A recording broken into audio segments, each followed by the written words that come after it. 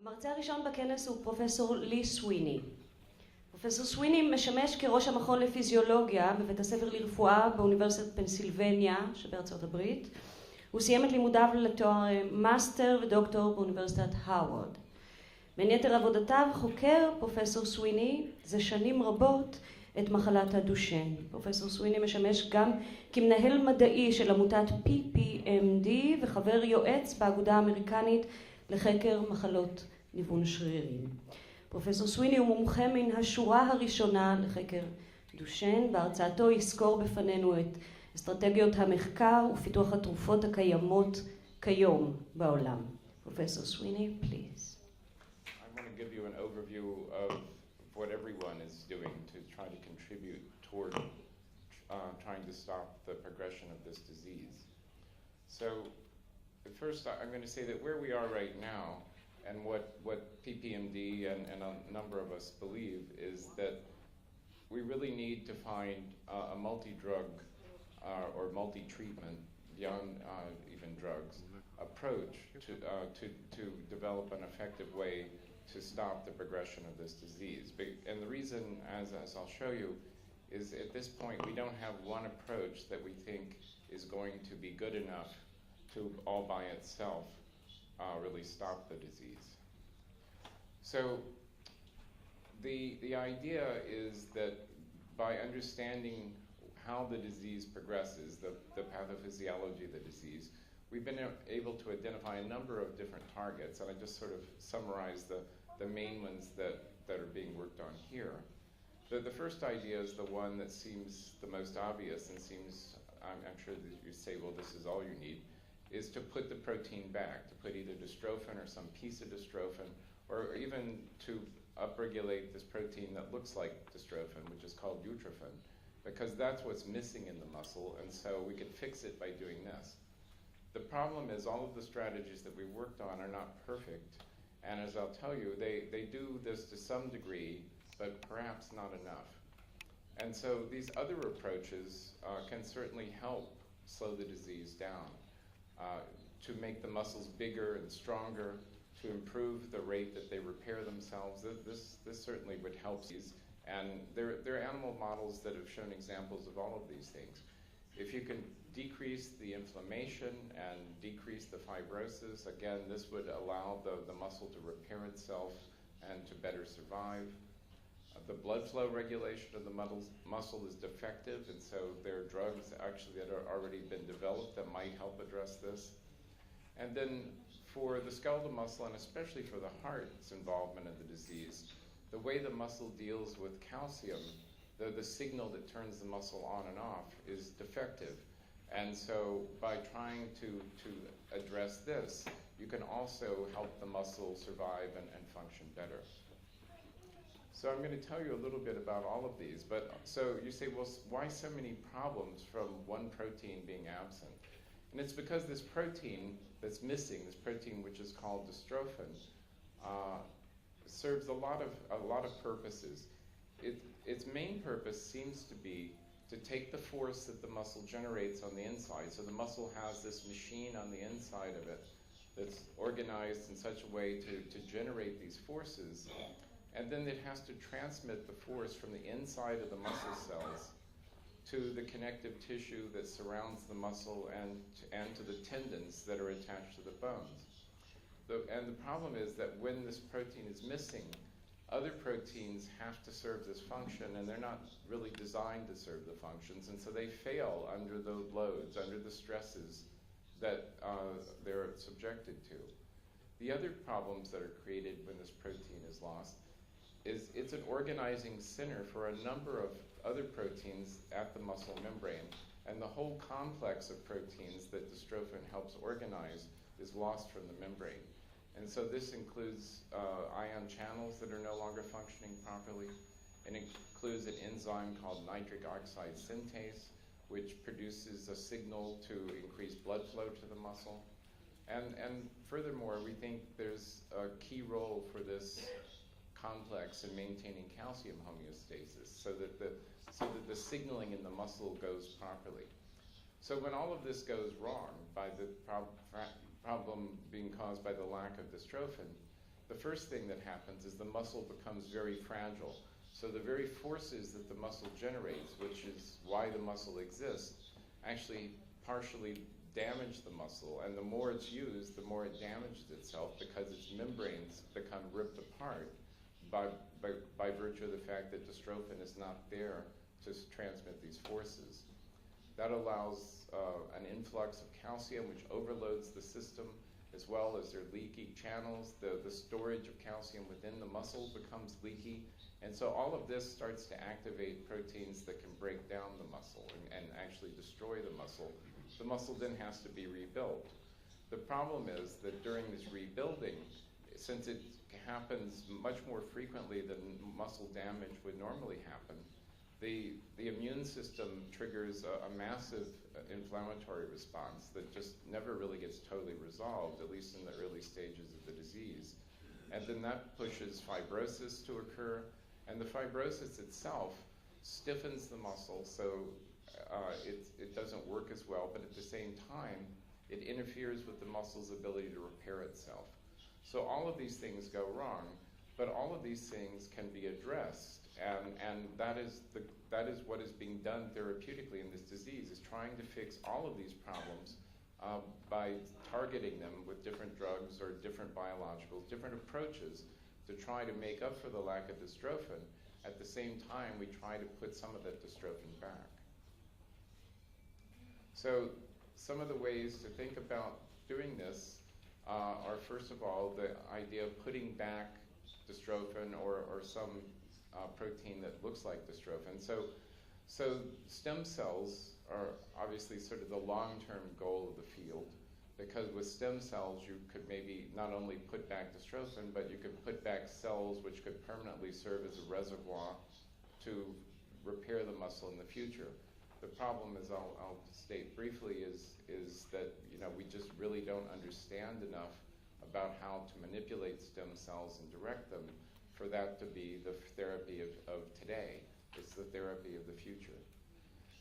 Things that are closer are using viruses to deliver either a piece of dystrophin or exon skipping, or even a way to deliver either a piece of utrophin or even to maybe think about trying to increase the production of utrophin.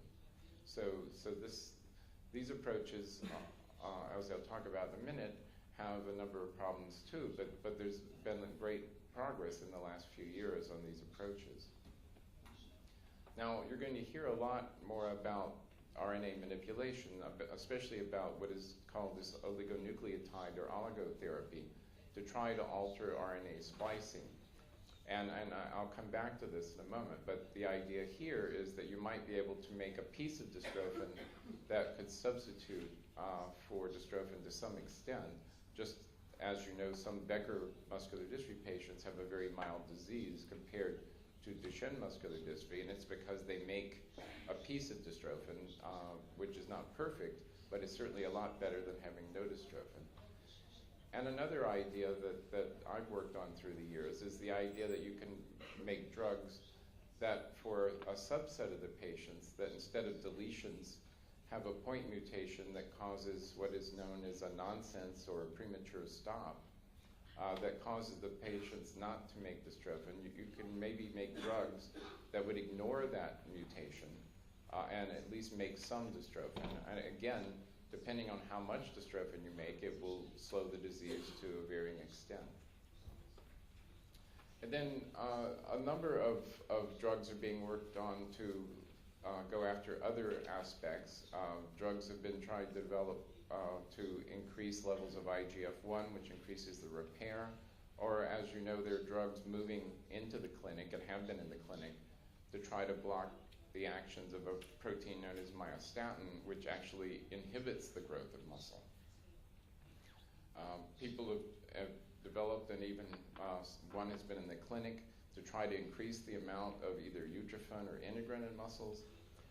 And people have made drugs or biologicals to try to stabilize the muscle, to increase the calcium handling, to even do things such as block fibrosis and the inflammation.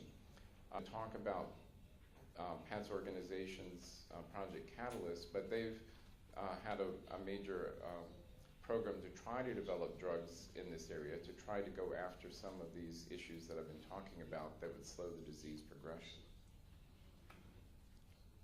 And Project Catalyst, as I said, is funded by Parent Project Muscular Dystrophy in the US, but also has received funding from the NIH in the US. So what's in the clinic now, and this is not a complete list, but this is a list that I'll talk a little bit about, and then some of the other speakers will talk about still other things and more detail about some of the issues on this list. But I'll go through this quickly. The first one is the one that I've spent the most time on personally, and that's this idea of getting drugs that will ignore these nonsense mutations, or these point mutations that can cause Duchenne. And the phase 2B trial is now completed, and probably a phase 3 trial is going to begin in the next year. But the idea is that a drug has been developed known as PTC124, or ع.ד.ي, that can bind to the ribosome and then allow the ribosome to go through this mutation that normally would stop the production of dystrophin, to go through it and make a full-length protein. Now the problem is that the drug efficiency is low, and so you don't make normal levels of dystrophin, but you make some dystrophin, and the amount that you make varies probably from boy to boy, and so the clinical benefit varies. So where the trial stands now is that the phase 2B did show that one of the doses that was looked at has clinical benefit, and it appears that certainly some of the patients received quite a bit of clinical benefit, others less so. So as I said, the results were variable from patient to patient. And the amount of dystrophin rate was probably low based on some of our MRI studies. But still it does look promising.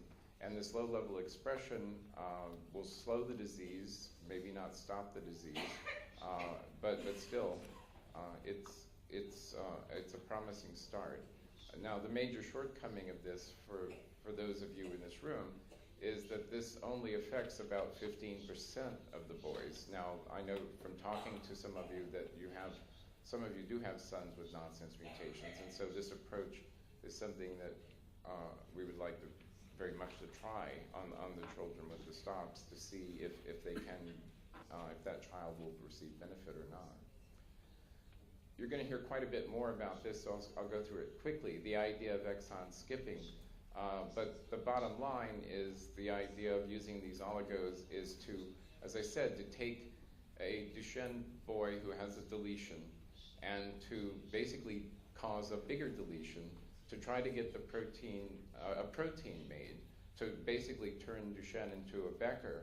And conceptually, this means that, you know, again, sort of analogous to what I just said for the PTC124, depending on what the skipped protein looks like, some boys will get more benefit than others, but still, most of them would be predicted to get certainly benefit compared to no dystrophin. And this is the idea, and I shouldn't go through it because one of my following speakers is going to go through it, but that you've got a number of exons that code for the protein, 79 exons that make up the protein. And in a Duchenne boy with a deletion, the deletion causes, in this case, just deletion of exon 50, knocks out the reading sequence so that the ribosome no longer can make the protein. Just like that stop prevented the ribosome from making a protein, so does this deletion. But if you could actually then take out exon 51, now the ribosome can interpret this. It's now missing 2 exons, not just the original deletion, but 50 and 51. But that puts the protein back in frame. So essentially, genetically, if someone had those 2 exons deleted, that would be technically a Becker patient, but with a much milder phenotype than a Duchenne patient. And so that's the idea, to try to create a truncated dystrophin that will be basically a much milder disease, and in some cases, some Becker patients have very little disease as compared to a Duchenne patient. So you'll hear sort of the clinical progress from one of our other speakers. But as I said, you know, there are some issues. One is the heterogeneity in the outcome, and also we still don't really know for this or a number of the therapies if dystrophin is going to cause an immune response down the road in the patients. And this is a big issue for a number of the therapies that are trying to put dystrophin back, including this one, this AAV delivery of microdystrophin. Because the idea here is to use a virus to put into the muscles throughout the body a virus that can make a piece of dystrophin. Now, the reason you can't make all of dystrophin is these viruses that are very good at getting into muscle that are called AAV, which stands for adeno-associated virus, are very small viruses. And so you can only fit a very small piece of dystrophin in. And so people have engineered pieces of dystrophin that have the two ends of dystrophin and some of the middle. And likely, just like in Becker, this little piece of dystrophin is quite a bit better than nothing, but certainly is not going to be as robust as the full protein. And so that's one problem. And then the other problem is the sort of clinical development of viral gene transfer itself is moving slowly. And the initial trial with this AAV microdystrophin, which was not designed for efficacy, but it was just an injection into a small piece of muscle, showed that some of the boys actually developed an immune response. All of them, I think, eventually developed one against the virus, but some of the patients actually developed an immune response against the microdystrophin. And that's because the microdystrophin contained pieces of dystrophin that the boys' bodies had never seen before, and they raised an immune response against it. So it may be necessary to develop immune suppression to allow viruses to be administered to the children. But now the good news, if the immune suppression is only to get around the virus, then it would be temporary immune suppression. And dystrophin becomes a neoantigen or the source of an immune response, then that's going to be a bigger problem to deal with. But we're not really sure to what extent that would be a problem if the virus itself doesn't elicit an immune response. Now, a very different strategy is to try to make the muscles stronger and to rebuild themselves faster. And as I said, there are a couple of ways you can think about that. One is to increase IGF-1 levels, but the way that's moving into the clinic and has been in the clinic is to try to inhibit myostatin. So myostatin is a protein that works essentially against IGF-1. IGF-1 stimulates the satellite cells that repair the muscle to proliferate and then fuse with the muscle, whereas myostatin, similar to TGF-beta, can block this proliferation and basically block the growth of the muscle and the repair of the muscle. And so this protein was discovered when a colleague of mine, Se-Jin Lee, knocked the gene out in mice. He had no idea what was going to happen. It was just a gene that he was knocking out. But when he knocked out this gene, the muscles of the mice became gigantic, as you can see down here. And it so happens that it's a member of a family of a TGF-beta family of proteins, which also include activin. And it signals through the same receptor as activin. So it also appears that activin A itself is a negative regulator of muscle to a lesser extent. And so both activin and myostatin can block the growth of muscle signaling through this receptor. So because of this, there have been attempts to develop both decoys of the receptor to sort of block myostatin signaling, as well as attempts to go after myostatin itself. So the first attempt to block myostatin itself was a neutralizing antibody that was developed by Wyeth Pharmaceuticals, which went into clinical trial. It was apparently not a very good antibody for a number of reasons, and so the trial failed. Not because myostatin wasn't a good target, but because the drug wasn't a good drug. Now, since then, people have developed other strategies, and a piece of myostatin, a peptide, has shown to be effective in animal models. Follistatin has been shown to be a protein which can sop up myostatin as well as other members of this TGF-beta family and block myostatin signaling. And then the last strategy has also been in clinical trial, and that's the delivery of a soluble piece of that receptor that the myostatin signals through, which was developed by Acceleron and Shire. So the problems that this inhibition by the receptor causes, and maybe the reason that they're having trouble with it in clinical trial, is if you look at this, this receptor doesn't just block myostatin. The soluble receptor blocks a number of other important signaling proteins, including some of these proteins labeled these activin family members, as well as some BMPs. And furthermore, it actually binds to them much more strongly than it does to myostatin. And so this is a problem because this receptor is going to sop up all of these signaling proteins in the body and block signaling not just through this one receptor, but through lots of receptors. And so in the end, that's probably why long-term use of this approach may have too many toxicities for the Duchenne population. That remains to be seen. But what is known is that the early phase trials with this receptor did show from a single injection that you could get muscle hypertrophy. But the phase 2 trial in Duchenne had to be stopped because of complications, bleeding in the patients, and there perhaps would have been other complications over long-term dosing. So the idea then now is probably to go back in the Duchenne population to a pure myostatin inhibitor. And Wyeth Pfizer Pharmaceuticals has now developed a new antibody based on the old Pfizer program, which they intend to take into clinical trials. So the idea is that this approach would build bigger and stronger muscles, and to some extent lessen fibrosis in the muscles.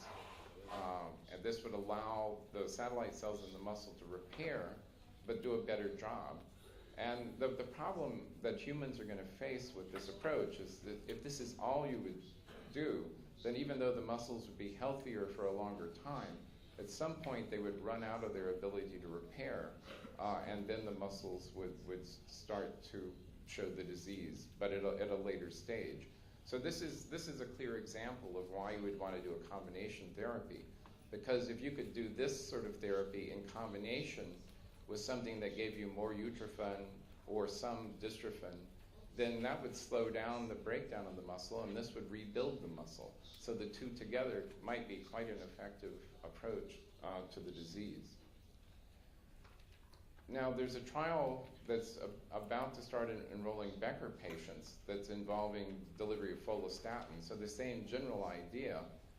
The problem here is the reason it's going into Becker patients is because this is not whole body delivery, and it's delivery into muscle.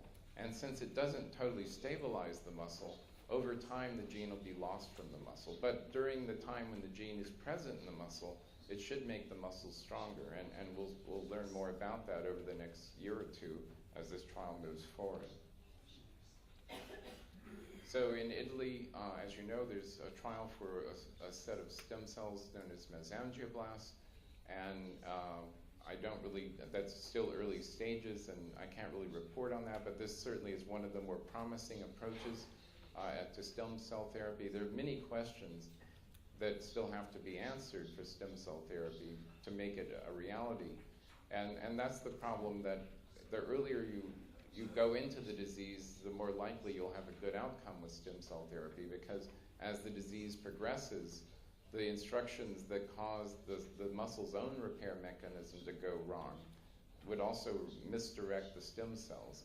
And so you have to find a way to make sure the stem cells do the right thing when they get there. And also, depending on how you do the therapy, there are the questions, again, of the immune response. If it's donor cells, then you've got the same problems you have in an organ transplant. If it's the patient's cells that have been modified, we still have the issue of whether dystrophin is as the replacement. And then many of these therapies, if you're thinking about treating the whole body, depending on the type of stem cell, it still is difficult to produce enough stem cells to treat the whole patient. So as I say, this really is where we would like to go in the end, is to make stem cell therapies work. But there's a lot of biology and a lot of research that's going to have to be done before that day comes. This is something that's being looked at. This is going to maybe address an aspect of the disease, the fact that these so-called PDE5 inhibitors address this issue that nitric oxide is made in skeletal muscle to signal the blood flow increases. And in Duchenne muscle, nitric oxide levels are very low because, as I mentioned, when this dystrophin complex is lost, the enzyme that makes the nitric oxide is lost. But it's not totally lost. It's just at very low levels in dystrophic muscle. So drugs that the pharmaceutical industry originally tried to develop for cardiac disease and then were used for male impotence instead, sildenafil and tadalafil, can actually be used to increase nitric oxide levels in muscle. And so there's some trials going on now to see how much benefit that might actually provide to both Becker and Duchenne patients. And then, so that's where this is. It's really now just starting human studies, and the drugs are relatively safe, at least in the younger Duchenne patients. And so the idea is to see what kind of benefit both to skeletal muscle and to the heart one might get from these drugs. And then lastly, the idea of utrophin upregulation, which, as I said, had been in the clinic and has been pulled back from the clinic. But the idea here is this protein utrophin looks very much like dystrophin, and in fact is expressed as the muscle is being developed and then goes away except at very specialized regions of the muscle. So the idea is if you could make it come back at high levels, then maybe that could totally replace the dystrophin. And so that's the idea, that the utrophin can reconstitute most of the complex that dystrophin makes, not all of it, but most of it, and certainly reconstitute its mechanical role, if not all of its organizing role. And furthermore, it's been shown that patients, well, this is the mouse, but it's been shown both in the mice and in patients that more utrophin results in a milder phenotype. Here it is in patients.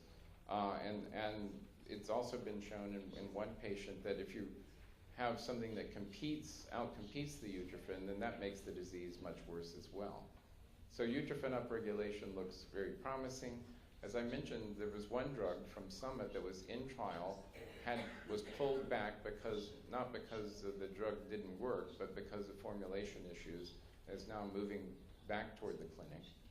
A biological called biglycan also can increase levels of utrophin and is moving toward the clinic.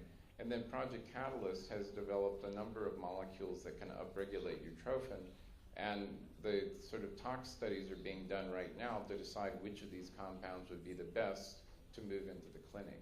So a number of different ways to upregulate utrophin. The good news about these being different ways is that they might be additive. So you might be able to use two of these drugs in combination and get more utrophin than either one alone would be. We don't really know how much utrophin upregulation it would take to totally stop progression of Duchenne in a human, but it's probably on the order of maybe 8 to 10-fold, but that's just a guess based on mouse studies. It's not really clear in humans. So, as I said, the Project Catalyst drugs are going through tox studies right now to enable them to move into humans. And I sort of added this so your translators haven't seen it. I wasn't going to talk about decreasing inflammation and fibrosis because Mark's going to talk about fibrosis later. And also, I didn't really have time to talk about the calcium handling, but I'll just say a couple of words about this. And that's to remind you, the reason that we're interested in inflammation and fibrosis is because this is sort of the normal repair cycle in muscle. If you have damage, you initiate an inflammatory response to sort of clear out the damage, but also these inflammatory cells secrete factors that are actually driving some of the repair program to allow this regeneration, to allow the satellite cell activation, to recruit them and then to repair the fibers. The fibrosis is actually part of it's supposed to be a transient part of the repair process because you have to sort of lay down a temporary scaffold, if you like, to then repair everything off of. The problem is that when this whole thing goes crazy in Duchenne, the inflammation never goes away, the fibrosis never gets resolved, and so the inflammation just drives more and more fibrosis, and then eventually the fibrosis gets in the way of the repair. And so blocking the inflammation and fibrosis is a goal here to try to improve the repair of the muscle. So inflammation has its role because it makes a number of cytokines, which I said were important for the repair process. But some of those cytokines also trigger these fibroblasts to make more TGF-beta and drive the whole fibrotic process. So they do so through a pathway that's known as the ع.د.ي pathway. So this is an amplifier. And so because of fibrosis being a problem in many diseases, the pharmaceutical industry has targeted this ع.د.ي pathway, and there are now a number of inhibitors of this that have been recently under development, and some recently approved, that basically can stop this amplification to try to tone down the influence of the inflammatory response on the fibroblasts making TGF-beta and driving fibrosis. The TGF-beta, the fibroblasts themselves, by virtue of the TGF-beta, not only drives production of more TGF-beta, but it also drives production of collagen to lay down the fibrotic matrix. And this is what Mark is going to talk about this afternoon. His company has a drug which can block this part of the fibrosis, block the synthesis of the collagen by the fibroblast, and therefore block the production of the fibrosis and get rid of it that way. So there are a number of ways to think about targeting this. TGF-beta itself is being targeted by some companies, but many of us think that's probably not such a good idea because the TGF-beta signaling is needed, then you're going to get into trouble. But that's probably true of all of these things. If you block them too much, you'll get yourself in trouble. So you have to dampen the system without totally turning off the system. And the reason people talk about myostatin being somewhat antifibrotic is because the fibroblasts in muscle have receptors that see not only TGF-beta, but they also see myostatin. And so myostatin can drive some of this fibrotic cascade just like TGF-beta does. But it's pretty clear from dog studies that we and others have looked at that even if you do block myostatin production in the muscle, there's still plenty of TGF-beta to drive fibrosis. So even though blocking myostatin will lessen the fibrosis, you really need to block this whole TGF-beta pathway in order to get rid of the fibrosis or to bring it down to an acceptable level. The heart also has fibrosis. The heart develops its fibrosis through a slightly different mechanism, also involving TGF-beta, but driven largely by a cascade originating with angiotensin II. And this allows you to target fibrosis in the heart very differently. And the pharmaceutical industry has developed drugs that are very good at this, called ACE inhibitors, or drugs that target the receptor for angiotensin II, which are called ARBs. So these classes of drugs are very effective at blocking the cardiac fibrosis and really should be used in Duchenne because of the fact that the heart has the same problem of progressive fibrosis. I'm not going to talk about this at all, other than to say that there are companies that are trying to develop drugs to address these perturbations in calcium handling and of the cardiac and the skeletal muscle cells. But remind you also that these drugs that we call beta blockers somewhat help tone down the calcium dysfunction of the heart, and therefore are very important drugs to manage later stage disease in the Duchenne boys' hearts. And I'll stop with that and just acknowledge support from Parent Project, from NIH, and others, and just remind you that this is, obviously it's not simple, and I'm sure I didn't make it very simple, but the goal is to go after all of these things that are going wrong and try to fix them one by one so that together you have something that really tries to bring this disease to a halt. And the analogy I always give to people is to think about AIDS. No one has developed a cure for AIDS. And yet if you look at someone like Magic Johnson, he's had AIDS for decades, and it doesn't look like it's progressed a day in him, and he still functions and does things all over the world. So I think that's where we are right now. We have to think of this as a disease that we can turn into a manageable disease before we can turn it into a disease that we might cure. So thank you for your attention, and again, I'm happy to be here.